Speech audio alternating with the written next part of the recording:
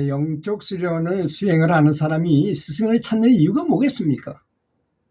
스승을 찾는다는 것은 진리를 찾기 위해서 진리가 어디 있는지, 내가 연구를 하는데 잘 되는지 안 되는지 이런 걸 우리가 잘 분간을 할 수가 없잖아요. 잘 되고 있는 건지 도통 어떻게 되고 있는지 잘 모르니까 답답하니까 찾아 나선 것이 바로 스승입니다. 그렇지 않습니까?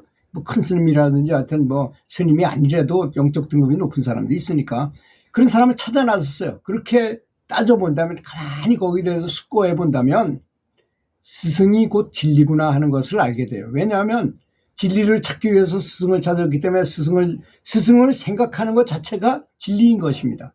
그러니 우리가 나미아불타불을 부르면 나미아불타불이 내 스승이 돼가지고 그 스승의 능력이 나한테로 이렇게 전수가 되는 것이 바로 연불이라는 것입니다.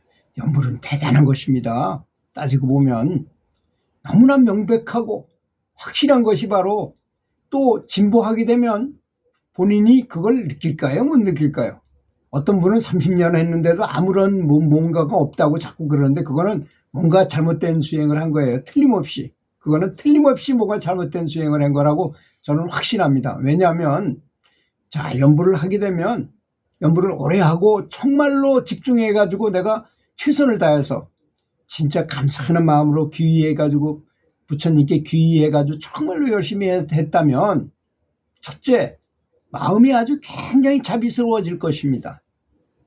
왜? 부처님의 능력이 나한테 이렇게 다운로드 돼가지고 내가 점점 변한다면 첫 번째 증상이 자비심이기 때문에 아니겠습니까?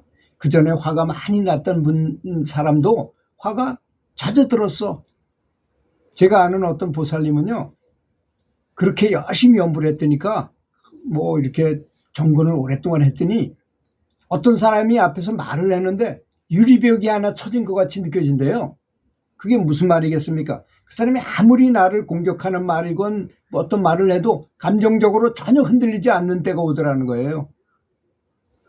또 제가 배웠던 그 선지식께서는 뭐라 그러셨냐, 연불을 열심히 하다가 집중이 너무 많이 된 상태에 딱 들어가면 앞에서 소리를 꽥꽥 지르고 뭔 소리를 해도 전혀 들리지조차도 않는데요.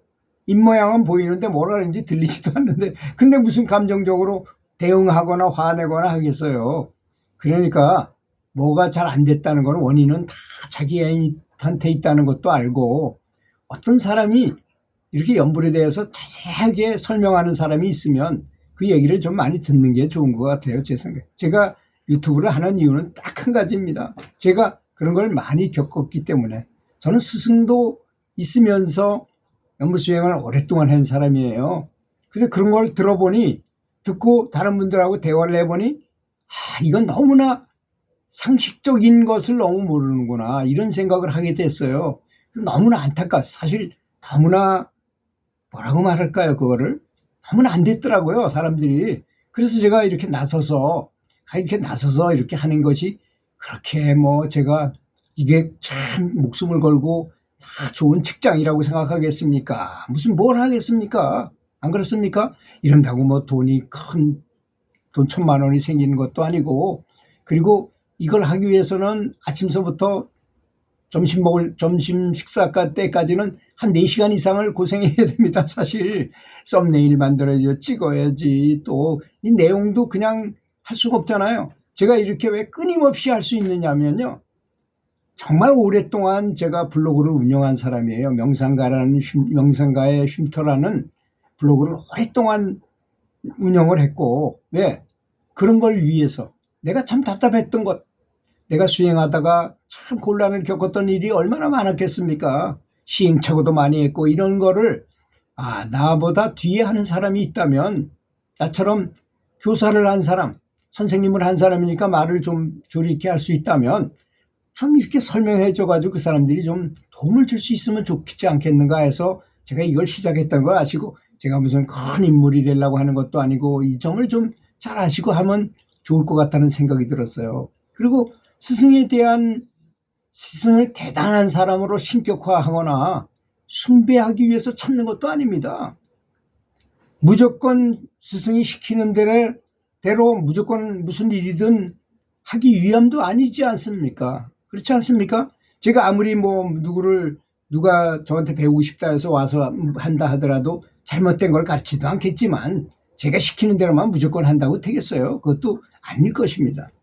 오직 스승의 능력을 믿고 저 스승이 얼마나 오랫동안 빚을 모았는가. 그럼 그 사람이 나보다 빚이 더 많다면 그 사람의 빚이 나한테로 전달된다는 것입니다. 근데 저 같은 사람보다는 아마 아미타불이나 관세음보살님이 훨씬 더 빚을 많이 가지고 계신 분일 거 아니겠습니까? 그래서 연불을 하는 것입니다. 그렇게 생각해보면 참 간단 명료한 것이 바로 연불이구나 하는 것을 우리는 알게 될 것입니다. 그리고 우리는 스승들이라고 하는 분들의 선지식이라고 하는 분들이 얼마나 오랫동안 많은 노력을 들여서 그런 성취를 했는가를 알아야 될 것입니다. 어떤 사람은 무슨 말을 하게 되면 그 결과에 대해서만 생각해요. 그 과정을 전혀 생각하지 않습니다. 그 사람이 얼마나 헌신적으로 노력하고 진짜 시간을 쪼개가지고 잠도 제대로 안 자면서 했는지. 제가 일례로 제가 부친의 질병을 고치기 위해서 중국 기공을 배웠다 그랬잖아요. 근데 가만히 보니까 이걸 잠자리를 편안하게 자가지고는 진보하기가 어렵더라고요. 수련하는데 기를 많이 모을 수 있는 공력이 높은 사람이 되기가 어렵더라고요. 그래서 승용차를 좀 높은 데가 좀 기가 좀 자기장이 높잖아요. 그래서 차로 갈 수 있는 제일 높은 데다 차를 탁 세워놓고 거기서 테니스 볼통 있잖아요. 테니스 볼통에다가 콩을 한 반쯤 채우고 물을 부어요. 그러면 이게 불어가지고 이만큼이 됩니다. 가득 차게 돼요. 그럼 그걸 저녁 때 먹고 그리고 차 안에서 잠을 자는 거예요. 차 안에 뒷좌석이 승용차가 뭐 얼마나 좁잖아요. 그래서 거기서 불편하게 자면서 눈만 뜨면 바로 앉아가지고 또 전공을 하고 나가서 동공도 하고 수련을 하는 거예요. 계속. 그런 엄청 어마무시한 그런 수련 끝에 제가 딱 나타나면 그 사람들은 기공은 굉장히 편해요. 왜? 어떤 사람이 탁 나타나면 기를 다 기감을 다 느낄 줄 알기 때문에 저 사람이 나타나면 푹 떨리면서 막 저 스승이나 중국에 있는 사부가 나타나는 것 같이 막 그렇게 느껴지니까 그런 사람한테는 말할 필요가 없습니다. 그냥 그 옆에 가기만 해도 푹 떨리고 굉장히 세니까 그 사람 따라가지고 그 사람은 가르치는 걸 배우고 그래요. 근데 저도 그 교주처럼 됐었어요, 사실은. 그걸 다 없애버리고 지금은 뭐 수행, 완전한 영적 수행, 정법 수행으로만 기공에서 물러나서 수행을 하고 있지만 그렇지만 또 그 수행한 것이 어디로 가는 것은 또 아닙니다. 수행은 다 똑같은 거예요. 알고 보면. 저 수행은 맞고 이 수행은 맞고가 별로 없습니다. 물론 사도를 갖는다면 그거는 전혀 나쁘겠지만 그렇지 않다는 점도 알아야 될 것입니다.